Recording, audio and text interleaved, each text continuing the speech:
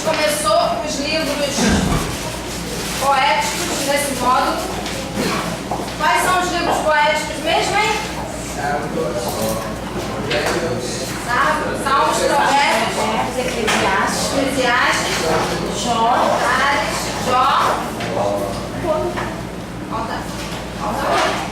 Salmos, Provérbios, Eclesiastes, Cantares.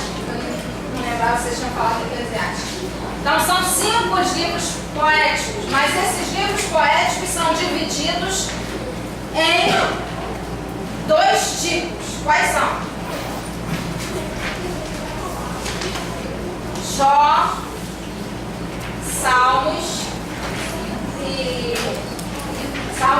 Jó, Provérbios e Eclesiastes são os livros de sabedoria. Isso aí. E Cantares e Salmos são os livros hímnicos. É isso aí.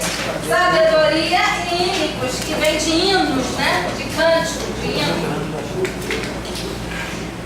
Não achei. Tá muito fraquinho. A outra tá aqui, ó. Vai ajudar. A Rita. Ela aqui. Mexe com tudo. Então a gente vai ver o livro de Salmos nessa noite, que já estamos bem atrasados. O Salmo a gente sabe que é um inário, né? Todo mundo sabe isso? É um inário. Era o cântico dos judeus. E como cântico dos judeus, a gente não tem a noção do quanto esses cânticos são uma referência para o povo judeu, do quanto eles fazem a diferença no dia a dia do judeu. Hoje a gente tem a nossa Bíblia, se você, talvez, não sei se todos serão da mesma forma, mas a gente tem a nossa Bíblia hoje. Dentro da Bíblia de hoje, eu nem tenho pequenininha, porque ela é como as outras. Se você abrir o livro de Salmos, você não vê o que é esse salmo. Como é que eu vou dizer? Tem um título nesse salmo que ele quer dizer o que o salmo representa naquele tempo. E nas Bíblias atuais, normalmente você não encontra. Então, na tua tem. Então, a gente vai ver hoje. Isso aí, na dele tem. Então, não são todas as Bíblias que tem. A gente vai ver hoje como é diferente a gente ler o salmo, percebendo cada salmo, como ele fez a diferença, em que sentido ele estava sendo escrito, por que o autor fez daquela forma, e a gente vai conseguir entender isso. E é muito gostoso a gente perceber que como aquele salmo fez a diferença para aquele momento do autor. Né? Que a gente sabe, que a gente fala salmos de Davi, mas a gente sabe que os salmos não são todos de Davi, né? Amém? Todo mundo sabe disso, né? Os salmos não são todos de Davi. A maior parte é dele, mas tem muitos outros, como Salomão, Moisés, e a gente vai ver isso aí. Só a título de conhecimento, Salmo 117 é o capítulo que está central na Bíblia. É o centro da Bíblia, é o Salmo 117. E o 118,8, que quer dizer, melhor é buscar o refúgio do Senhor do que confiar no homem, é o versículo central da Bíblia. Então, melhor confiar no Senhor, né? Quantas vezes a gente confia no homem? Isso aí é um dos versículos que eles dizem, que pegam e fazem aquela reviravolta que diz que maldito homem que confia no outro homem? Ou tem esse versículo também? Tem esse versículo também. Tem, é Jeremias. Maldito homem que confia no homem é Jeremias, se eu não me engano, é 17. Que fala isso. Mas tem a ver, né, com Jeremias. Vamos lá.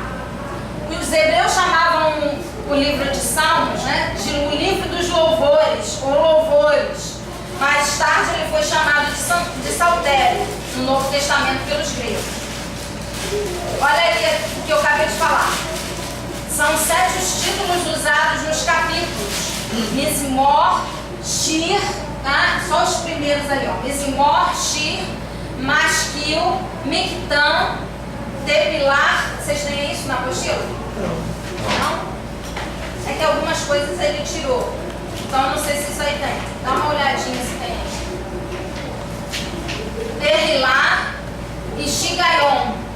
Então são esses títulos que dão a base para você saber o que é o Salmo. Então se você abrir lá em Salmo 12, alguém fica aí com a minha... Tem duas Bíblias aqui. Tu gosta, né? Alguém fica com essa aqui? Que eu não vou poder ficar abrindo. E quem tiver também pode ajudar a mim, tá? Alguém abre Salmo 12, só lá em cima o que está escrito. Eu acho que na de Jerusalém está escrito melhor. Tem certeza. Salmo 12. Contra o mundo falso. Só tem isso aí? Do mestre, É isso aí, do mestre. É isso aí que eu quero. O mesmo versículo? Não, o do mestre. Do mestre de canto, para instrumentos de 8 cordas. Salmo de Davi. Esse é um dos salmos que foi feito para instrumentos de corda. É isso aqui, Mizmor. Mizmor eram os salmos que eram tocados com instrumentos de corda. Então, quando o povo de Israel cantava, se tinha instrumento de corda, era esse o salmo.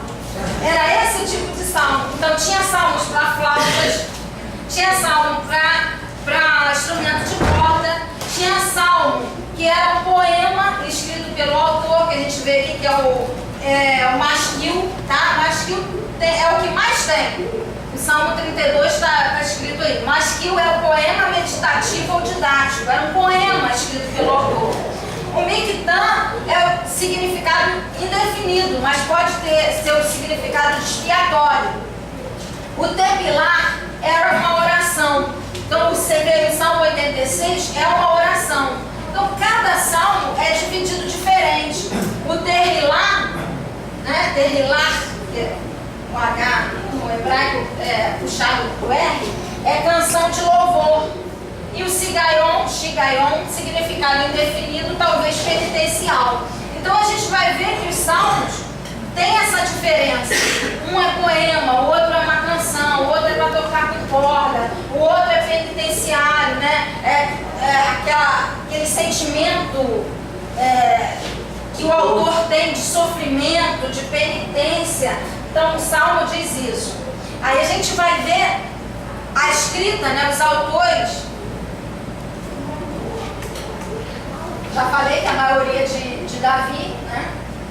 Mas passa isso pra gente, né?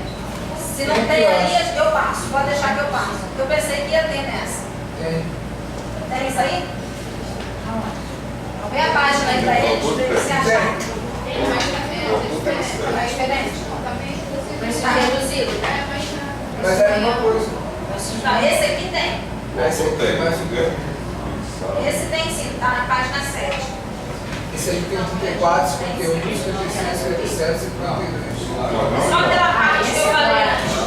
Esse agora tem, mas o outro. Depois eu passo para vocês se vocês quiserem. Não, é o anterior, né? O anterior, esse tem.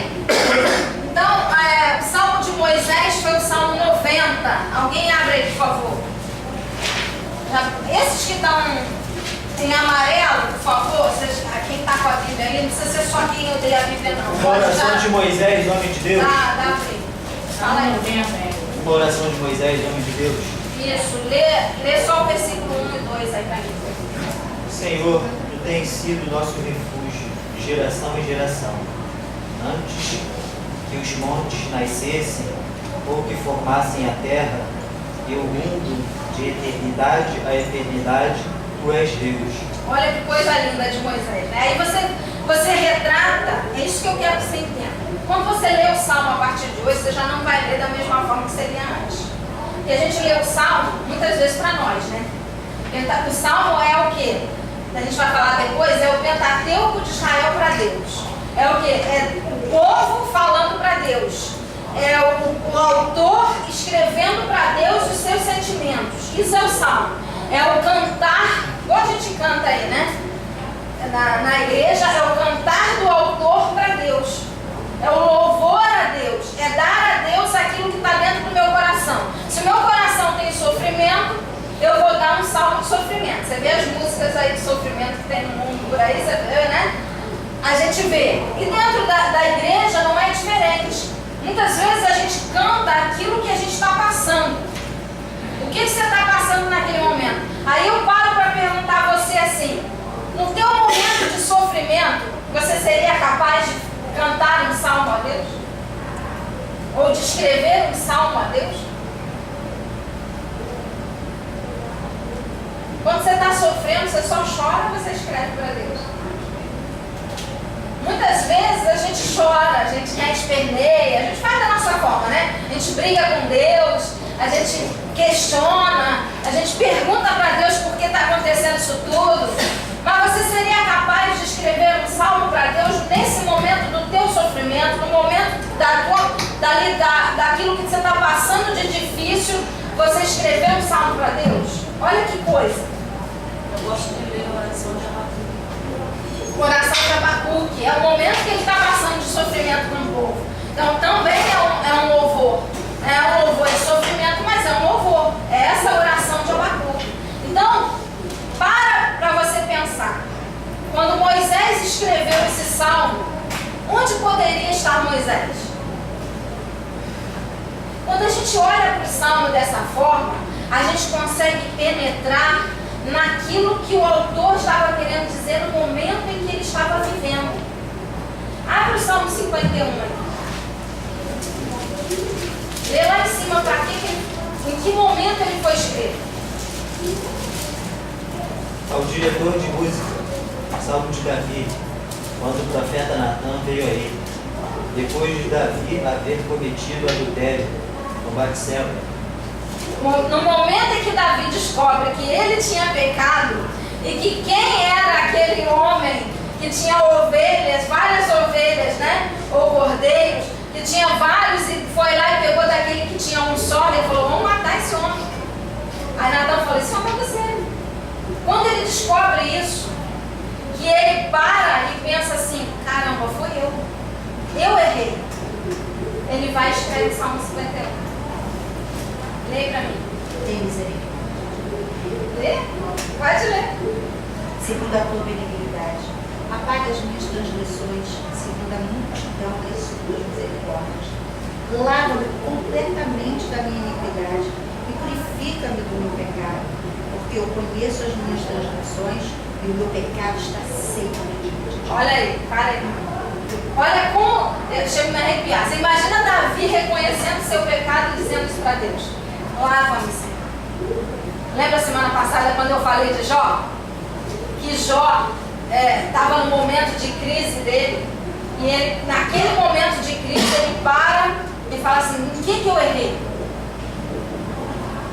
E a gente para pensar em que nós erramos. Eu falei semana passada. E quando Davi parou para pensar, eu errei. Quando Davi parou para pensar, eu errei. Ele escreve um salmo para Deus. Senhor, tem misericórdia de mim, porque eu sou pecador. Né? Muda, lava-me. Como ele fala no texto, lava-me com enxofre. Lava-me, purifica-me do meu pecado, porque eu errei diante do Senhor. Então, você seria capaz de escrever isso para Deus? Muitas vezes a gente está errando. A gente peca diante do Senhor com tantas coisas, às vezes mínimas, não precisa ser como Davi, né? De pecar, que para nós é um pecadão, né? Para Deus não existe pecadão, é pecado, tudo é pecado para Deus, e a gente escrever para Deus, olha Senhor, purifica-me do meu pecado, tem misericórdia de mim, ó Deus. Imagina ele chorando, eu imagino Davi chorando diante de Deus, escrevendo isso, e poder hoje dizer para nós o sentimento verdadeiro dele era de arrependimento.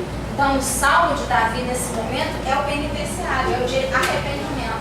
É de dizer para Deus, Senhor, eu sou um lixo. Eu sou sujo. Sabe por que Davi é um homem do coração de Deus? Por causa disso. Por causa disso. O coração dele se quebrando. Isso.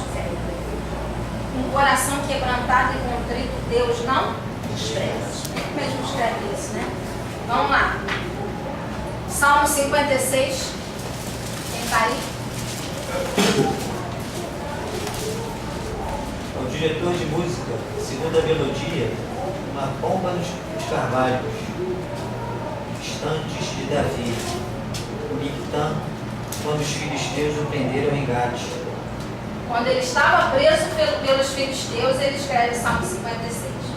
Vamos lá no outro, 57. Ele já. No meio de leões, no mestre de canto, não destruas. De Davi, a meia voz, quando ele fugia de Saul na caverna. Lê o início. Lê o início do Salmo. Piedade de mim, ó Deus, tem piedade de mim, pois eu me abrigo em ti. Eu me abrigo à sombra de tuas asas, até que a desgraça tenha passado. Eu clamo ao Deus Altíssimo, ao Deus que faz tudo por mim, que do céu ele mande salvar-me, confundido os que me atormentam. Que Deus envie seu amor e verdade. Eu me deito em meio a leões que devoram os filhos de Adão. Seus dentes são lanças e flechas, sua língua é espada afiada. Ó Deus, eleva-te acima do céu, tua glória domina sobre a face da terra inteira. Armaram uma rede aos meus passos, eu fiquei curvado. Cavaram um buraco à minha frente, e foram eles que dele caíram. Meu coração está firme, ó Deus, meu coração está firme. Eu quero cantar e tocar. Desperta, glória minha. Até aí. Quando Davi está fugindo de Saul, ele começa a escrever o Salmo 57 e diz que ele está sendo perseguido. Você escreve, esse último versículo que você leu aí, repete para mim, Charles. Firme está o meu coração, mais ou menos. Meu coração está firme, ó Deus, meu coração está firme. Eu quero cantar e tocar. Desperta, glória minha, desperta, cítara e harpa. Vou despertar a alma. Você já parou para pensar no momento de dificuldade, de perseguição, em que pessoas estão falando mal de você e você poder orar esse salmo? Senhor, estão me perseguindo, mas firmado está o meu coração. No momento mais difícil que eu passei da minha vida, Deus me deu essa palavra. Eu estava meditando na palavra e Deus falou assim: eu quero que você fale isso aqui. Firme está o meu coração, ó Deus. Firme está o meu coração. Porque o coração firme é aquele que não titubeia para lado nenhum, embora a perseguição esteja grande. Quando a perseguição está grande na tua vida, você tende a vou para cá, correr para lá e fugir da situação que você está vivendo. E Deus fala assim: diga firme está o meu coração. Fica firme aí, porque eu sou contigo. Você vai passar e eu vou ser contigo. Então, eu quero que você pare hoje para pensar que no momento em que você está vivendo, você talvez esteja vivendo, ou já viveu, ou vai viver, difícil, se você seria capaz de dizer para Deus: Senhor, firme está o meu coração. Ou preparado está o meu coração. Algumas traduções têm isso escrito. Preparado está o meu coração, ó Deus. Você diria para Deus: preparado está o meu coração para passar por tudo que eu estou passando? Porque ninguém está preparado, tá? Alguém está preparado? É que só eu que não estou. Porque a gente nunca está preparado para passar um momento difícil. Davi estava preparado, gente? Vai lá onde Davi viveu. Reporta a tua mente para aquilo que ele estava vivendo naquele momento. Um coração puro, tocava harpa para Saul, para que os demônios largassem ele, que ele estava atormentado. De repente, as mulheres cantam lá que ele não tem nada a ver com isso. Está guerreando para Saul, vencendo as batalhas de Saul, como capitão do exército dele. Ele não tem nada a ver com isso. As mulheres cantam: Saul venceu os milhares e Davi os 10 milhares. Ele não tinha nada a ver com isso. E aí, de repente, as mulheres cantam isso. Saul fala assim: só falta o reino para esse cara. Deixa ele comigo. E Deus sabe que o coração dele não estava no reino. E quantas vezes o teu coração não está no reino e a perseguição vem porque as pessoas estão pensando que você está com o coração no reino? Em ser rei, em estar na frente. Quantas vezes eu já sofri isso? Quantas vezes? Porque Deus sabe que o meu coração não está para estar à frente. Quantas vezes? E as pessoas pensam que porque você está ali, você quer, porque você, a glória, a honra. Alguém está querendo glória e honra aqui? Não, né? Em nome de Jesus. Só na igreja do lado. Nossa, não tem ninguém querendo glória e honra para si. Mas Davi não queria glória, né? Davi não queria glória. Davi queria apenas servir. Ele tinha um coração servil. E ele querendo servir, ele vai escrever para Deus: Senhor, eu estou com o meu coração aqui, desse jeito. Porque eu estou só querendo servir e estou sendo perseguido. Mas firme está o meu coração, Senhor. Porque eu sirvo a Ti, amém? Alguém vai dar um amém? Amém. Eu sirvo a Ti. Amém. Eu não sirvo a homens. Eu não quero reino, amém? Amém. Tem líder aqui? Amém. Os líderes estão dormindo hoje? Né? A gente precisa, como líder, amém? Tem líder ainda? Amém. Amém. Tem alguns aí. Hã? Tem alguns aí. Não, só tem alguns, eu não estou ouvindo. Tem alguns só. Jesus, os líderes foram embora. Hoje é segunda-feira. Hoje é segunda-feira, né? Não vieram hoje, Dia de não. batalha, tá todo Volta aí. mundo cansado? Então levanta aí, tá todo mundo cansado, levanta. Tá passando a lista de chamada? Não sei. Se não tá, pode passar aí. Levantando, vamos. Levanta, fica em pé. Bora. É em pé mesmo. Se vendo? Vamos lá. Não sei se eu já fiz isso com vocês aqui, mas eu vou fazer hoje, já que tá todo mundo cansado. Né? Vamos lá comigo. Fala assim comigo, ó, o amor de Deus. O amor de Deus É tão grande. Vai. Estica o braço, gente. Ah, estica, estica mesmo. Estica mesmo, fazendo um exercício. É tão alto, vai lá. alto, Tão profundo. tão profundo, Vai lá, ó. Vai lá, tão profundo. isso. Ele me cerca pela direita, vamos lá. Ele me cerca pela direita, Ele me cerca pela esquerda. esquerda, Ele me cerca pela frente pela frente e por trás. e por trás. Agora você pega o seu irmão e diz aí: o amor de Deus nos envolve. O amor de Deus envolve. Abraça o irmão, gente. Abraço, irmão. Aprenderam? Amém, querido. Deu pra despertar um pouquinho, né? Isso, Você, irmão, aqui. Isso aí é um exercíciozinho pra gente acordar. A gente precisa, né? Tá todo mundo cansado. Agora, foi bom? Bom, então tá bom. Agora tem líder aí? Glória a Deus! Aleluia! Chegaram, na guerra, glória a Deus! Maravilha. Então a gente precisa entender que o amor de Deus é tão grande por nós que até quando a gente está cansado, Ele está junto. Que a gente pode dizer para Ele assim: Senhor, eu estou aqui num momento difícil, num momento de perseguição, num momento que o demônio do desânimo, do sono, do cansaço está me arrebentando, mas eu estou aqui, amém? Amém. Eu estou aqui. Salmo 142, vai lá. Depois o 127.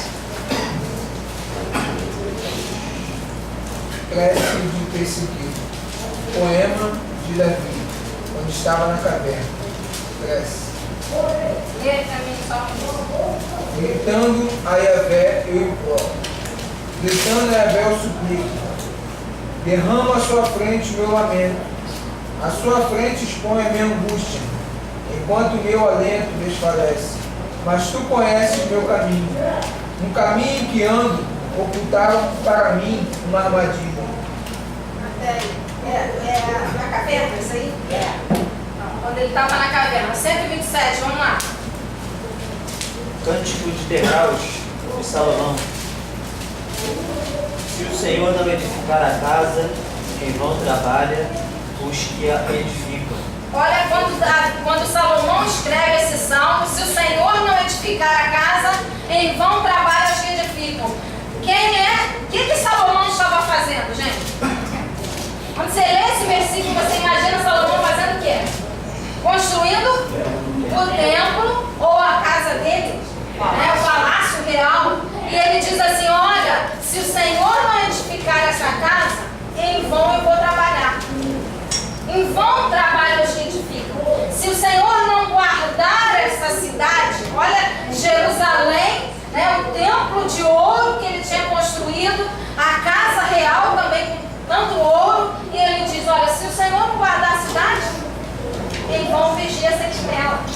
Então você olha o Salmo 127, você já não olha só para você. Você já não olha só dizendo, olha, se o Senhor não guardar a minha casa, né, se o Senhor não edificar a minha casa, em vão eu vou trabalhar. Se o Senhor não guardar a minha casa, a minha cidade, em vão eu vou vigiar. Não, era Salomão dizendo isso. Porque no seu tempo ele precisava que o Senhor guardasse de tudo aquilo que ele tinha à volta dele, de tantos reinos que queriam Canaã. Então você imagina Salomão falando isso. Você vê aí os salmos de Asaf, dos filhos de Coré, de Emã e Etã, que também são filhos de Coré. Isso tudo antes deles serem colhidos, né, gente? Os filhos de Coré, você sabe quem é, né? Ou não sabe? Quem foi Coré? Não sei. Alguém sabe?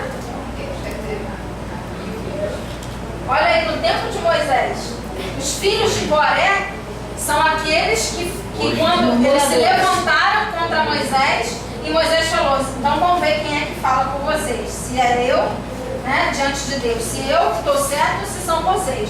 Se eu estiver certo, que a terra se abrirá e vocês serão engolidos, com casa e com tudo. Né? E eles vão e escrevem esses salmos antes, né, da rebelião. Isso quer dizer que você pode ser bom. Isso quer dizer que você pode estar diante de Deus. Você pode fazer salmos ao Senhor e amanhã se rebelar contra Ele. Porque o espírito de rebelião, ele pega a quem der brecha. Né? A quem der brecha. Você pode ser o melhor de todos, mas porque é um espírito. É amaldiçoado. E é amaldiçoado.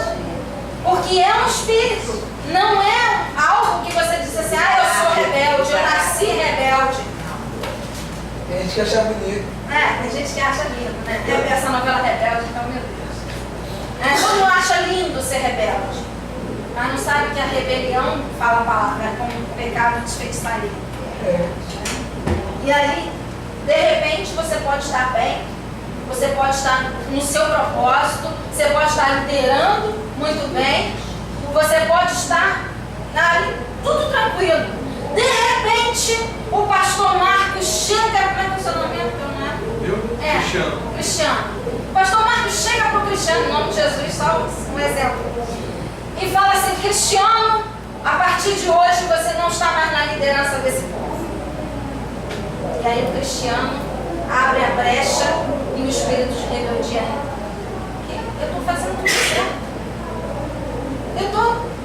Nossa, até hoje aqui, ó, fazendo tudo que o senhor manda, por que o senhor está tirando isso de mim? Não aceito isso não. Que negócio é esse? Eu estou na direção de Deus. Deus falou comigo. E o senhor tira de mim? Não. Estou indo embora. As minhas coisas eu vou embora. E o espírito de rebeldia entra.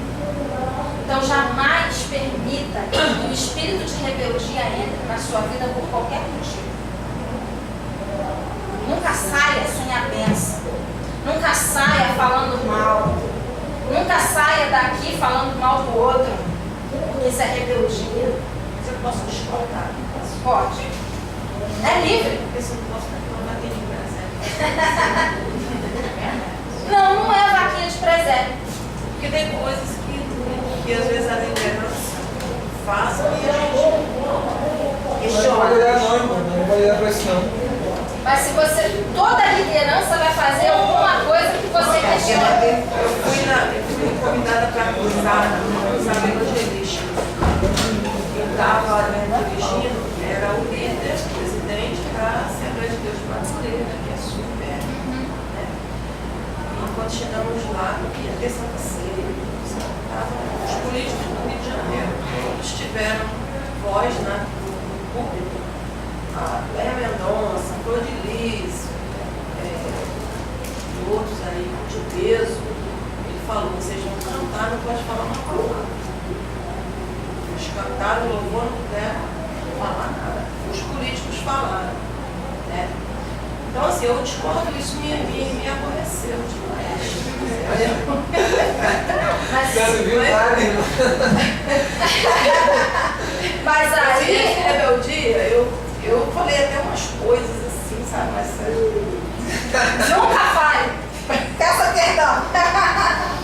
Por quê? Porque é Moisés, ele tinha casado com uma mulher cuxita, que não era do povo, e pela lei, não podia casar com mulher que não era dos judeus. Mas ele casou. E aí, Arão e Sara se levantam. Você está errado. Deus vai lá e fere. Arão é Miriam. Arão escapou. Miriam. Vai lá e fere Miriam. Por quê? Porque quem trata com líder é Deus.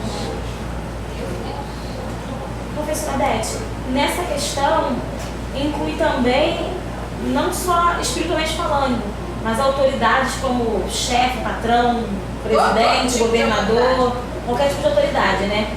Então qualquer coisa que a gente venha falar contra ou falar mal, também seria espírito de rebelião? Seria. Se você falar mal do presidente, mal do governador, mal do prefeito. Por isso que eu evito essas coisas. Porque toda autoridade, diz Timóteo, toda autoridade é constituída pelo Senhor. E se eu estou falando contra a autoridade instituída pelo Senhor, eu estou falando contra Deus. Mesmo que seja um mau governo, Mesmo que seja foi um mau Deus que governo. assim permitiu que estivesse lá, né? Porque sabe qual é o propósito? Quando a gente não entende o nosso papel em Deus, esse é que é o problema. Nós não entendemos, é aí que nós entramos. A gente não entende qual é o nosso papel em Deus. A Bíblia diz que a gente, onde pisar a planta do meu pé, é santo ao Senhor. Que aquele que se levanta contra o ungido, Deus trata com ele. Você também é ungido. E se o líder faz algo contra você, Deus vem a teu favor. Não precisa falar nada. Deus vem a teu favor e fere o líder se for preciso. O problema é que a gente fala mal. O problema é que a gente quer fazer com a nossa mão. Que a gente quer fazer com a nossa mão. Quer que Deus haja. E quer que Deus haja. E quer que Deus respalde. Deus não respalda nada que não seja do princípio. Eu entendi essa parte do discípulo, mas não entendi a colocação onde que você deu continuidade com ela em relação aos líderes da nação que não são evangélicos e escolhidos por pessoas que são evangélicas e pessoas que não são. Então isso daí volta até no tempo que o Israel escolhia indevidamente, tá? Os reis, tá? Então a situação individual ao ungido, ok, nota 10. Agora, quando no mundo global você mistura várias pessoas com deuses diferenciados, aí não, aí mas eu acho que aí o meu papel, olha só, deixa eu só concluir. O meu papel em relação ao que eu busco espiritualmente, é igual nas eleições agora, é anular o voto. Por quê? Quem diz que hoje em dia pode falar bem assim, Deus vai falar que é aquele. Não, Deus dá livre-arbítrio em todas as áreas. E hoje em dia você vê que os políticos estão todos contaminados, inclusive os evangélicos. Eu não. Que estão lá. Não, os evangélicos que estão no poder político. Olha, eu vi.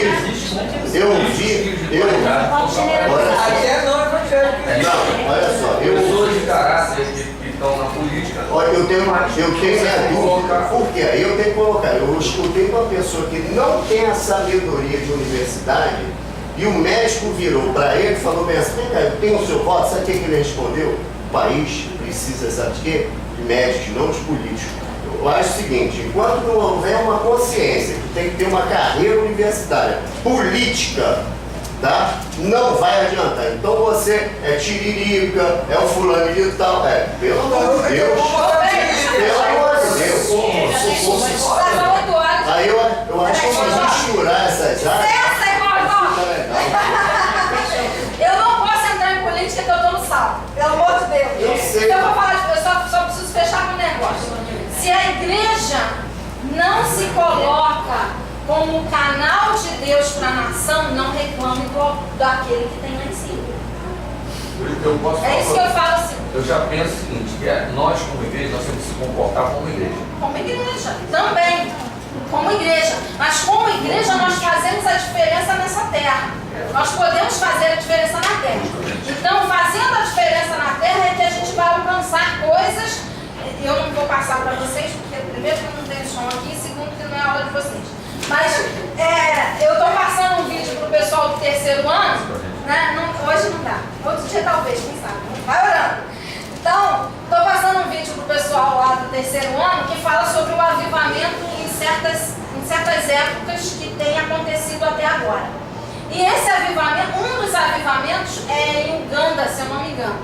E esse avivamento, com uma oração, se eu não me engano, 7 pessoas começaram a orar.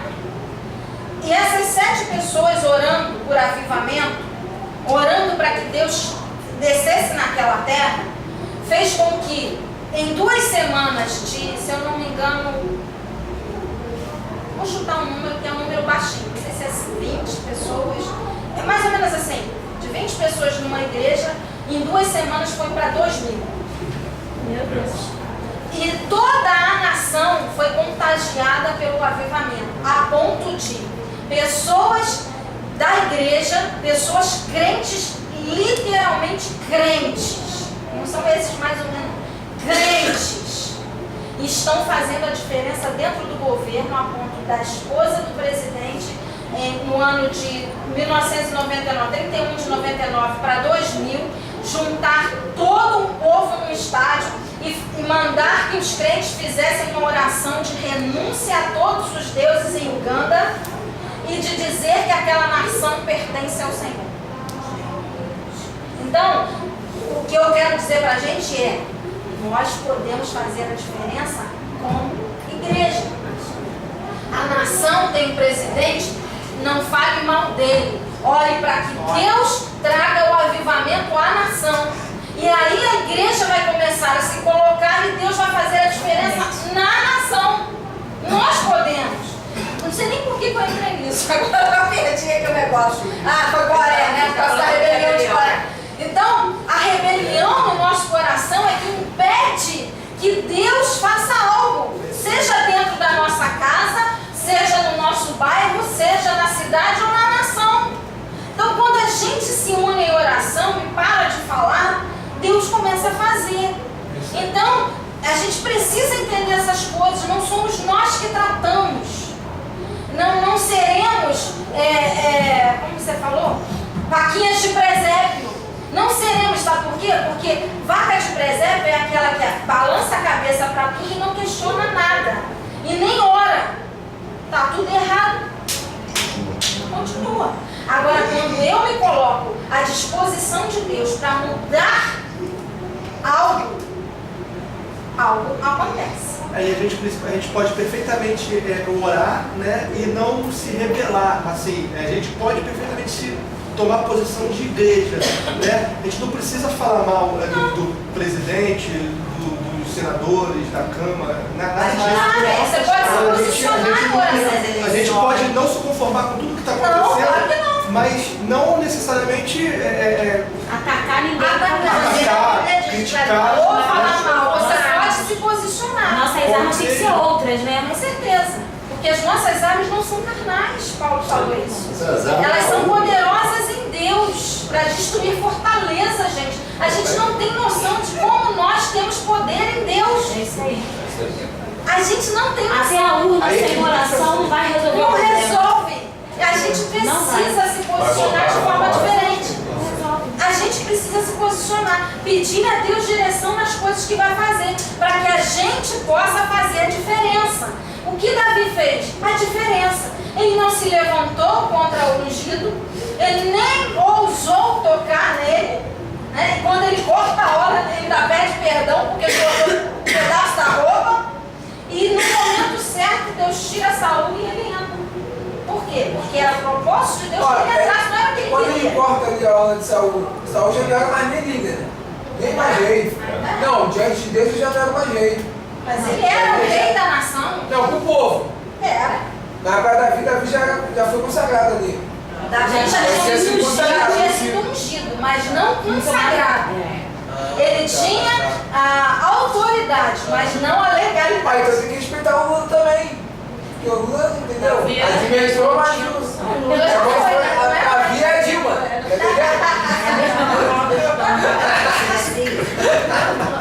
Vamos lá, gente de política, não adianta. Gente, 8, 5, fica aqui. A gente vai falar. Vamos lá. Os tradutores, tá? De alguns salmos. Ezequias, do 120 ao 134, são os cânticos dos degraus, tá? Que tá nas Bíblias que tem, está escrito Cântico dos Degraus, ou Cântico das Subidas. Esse Cântico dos Degraus era os cânticos que eram cantados, provavelmente eram os que eram cantados na volta do exílio e a subida, né, para Jerusalém novamente, ou quando Jerusalém tinha as festas anuais, o povo subia a Jerusalém para cantar. Então eles cantavam, chamado cântico de romagem, né? Eles cantavam na vinda para Jerusalém, para as festas e na volta a Jerusalém. Então são chamados os cânticos dos degraus. Jeremias, eu quero só fechar com Jeremias. Salmo 137. Provavelmente Jeremias foi o autor desse salmo. Cântico do exilado. Cântico do exilado. Leu os primeiros 3 versículos, depois leu os últimos 2. Junto aos rios de Babilônia, nos assentamos e choramos, lembrando-nos de Sião, os salgueiros que há no meio dela. Penduramos as nossas harpas, pois aqueles que nos levam cativos nos pediam canções, e os que nos atormentavam, que os alegrássemos, dizendo: cantai-nos um dos cânticos de Sião. Lembra-te, ó Senhor, do que fizeram os filhos de Edom no dia da queda de Jerusalém. Diziam: arrasai-a, arrasai-a até os seus alicerces, ó filha de Babilônia, condenada à destruição. Feliz aquele que te retribuir pelo que nos fizeste. Feliz aquele que pegar em teus filhos e der com eles nas pedras. Você imagina uma pessoa falando isso. Feliz aquele que pegar os seus filhos e der com eles nas pedras. Aí você, né? Caramba, que coisa horrível para um salmo, né? Mas se você estivesse na situação deles, você não faria a mesma coisa? Você está no exílio. O povo assírio é o povo mais cruel. Em todo tempo, ele é o povo mais cruel. É o povo que pegava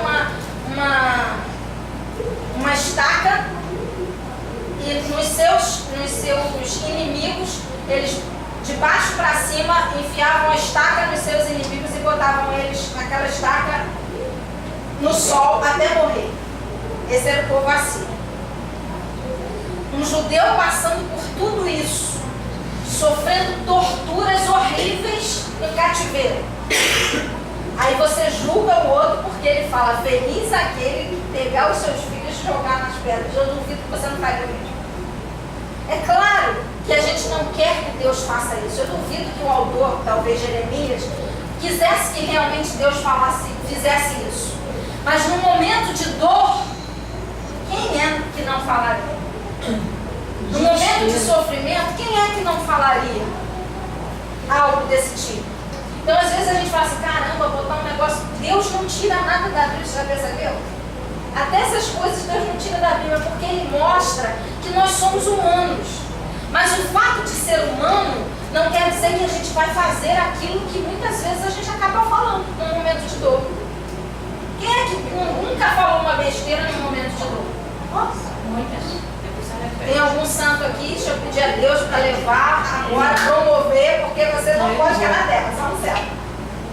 A gente fala coisas que às vezes no momento de dor a gente não falaria. Ou não, no momento que não é de dor a gente não falaria. Né? E depois a gente para e fala assim: Senhor, me perdoa. Uma vez eu falei para Deus: Senhor, eu só estou aqui, porque se eu sair daqui eu sei que eu vou para o inferno, porque senão eu tinha ido. Meu momento de dor era tão grande. Eu falei: Deus, eu só estou aqui porque eu não tenho para onde ir. Porque senão eu ia. E depois você para e fala assim: Senhor, me perdoa. Mas, meu Deus, eu te amo pra caramba. Você não onde que eu ia? Aí chora, né? Senhor, onde que eu ia mesmo? Só tem o Senhor na minha vida. Me perdoa, eu falei mesmo, tava doendo, Senhor, só sabe. Ele nem leva em consideração, né? Graças a Deus, né? Por quê? Porque ele sabe o que é sofrer dor. É por isso que ele veio morrer na cruz. Porque naquele momento em que o Senhor sua sangue, era o que eu imagino que Jesus estava falando: Senhor, pô, vale a pena mesmo? Tira esse cara de mim, porque esse povo aí, ó, o cara lá só sabe dormir. Eu pedi para eles orarem comigo durante 1 hora, eles estão dormindo. Vale a pena morrer por esses caras? Tira aí, faz favor. Mas seja feita a tua vontade, eu vou ter que fazer o quê? Então a gente precisa ler os salmos e entender o sentimento, procurar entender o sentimento do autor naquele momento. Porque quando a gente consegue entender o sentimento do autor, a gente consegue entender os nossos sentimentos no momento de dor. E aí, nesse momento, a gente pode escrever um salmo a Deus. A gente pode dizer para Deus: Senhor, eu estou aqui, eis-me aqui. E Deus vai colocar no nosso coração. Muitas vezes a gente vai se surpreender, porque Deus vai colocar no nosso coração, ao invés de um salmo de dor, um salmo de louvor. Que a gente consegue cantar no momento de dor. A gente precisa entender isso. Alguém, você me perdoe, mas alguém vai ver esse vídeo e essa pessoa que vai ver o vídeo vai ouvir isso. Porque essa pessoa está precisando de ouvir isso. E nesse momento de dor que ela está passando, é o momento em que Deus vai fazer ela cantar um salmo ao Senhor. Amém? Você crê nisso? Fazer ela escrever um salmo ao Senhor. Porque Deus, Ele espera isso de nós. Porque Ele prova o nosso coração no momento de dor. Então, todos esses salmos, né, Jeremias, Ageu, Zacarias, Esdras e outros que tinham autores, mas a gente não conhece, todos esses salmos refletem o conhecimento de um sentimento daquele que escreve, seja de alegria ou seja de dor. E cabe a nós entender e procurar fazer isso para Deus.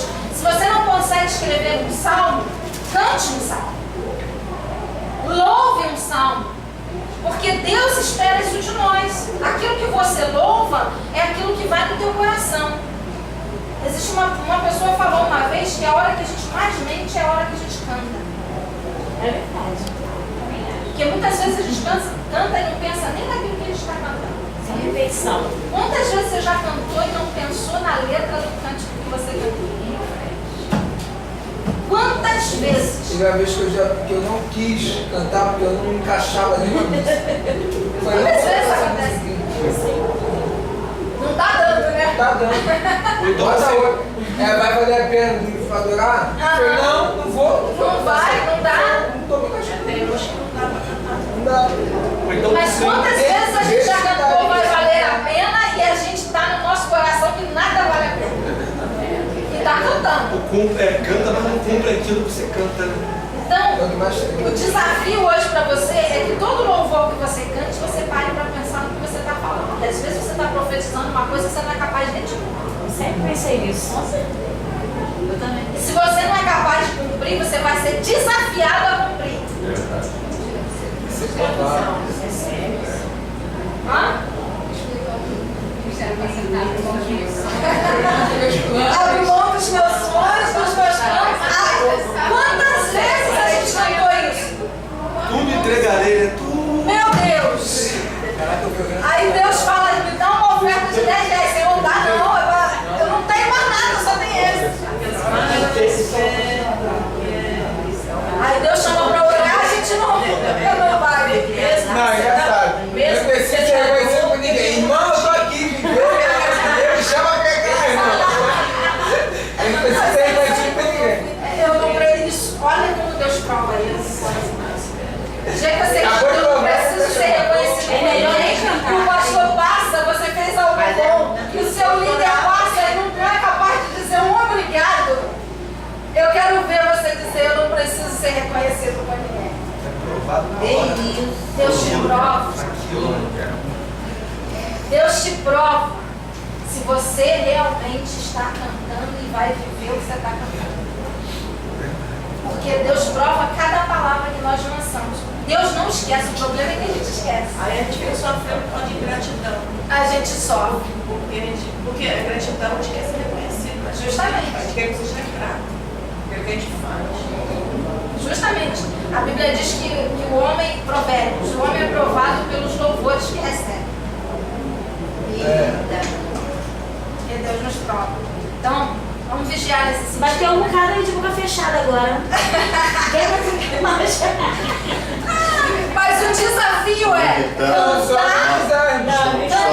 se desafiando a viver o que está acontecendo. É isso aí. Não, e mesmo que a gente não faça, a gente já vai profetizando, né? Vamos profetizar, né? Profetizar pelo menos, né? Não, mesmo- Embora que nem tudo a gente consegue cumprir, né, irmão? Mesmo porque a sua colocação está no estágio que o crente está. Se ele está no estágio um pouco atrasado do mestre, vai um louvor, logicamente, não vai se concretizar o elo dentro do tempo.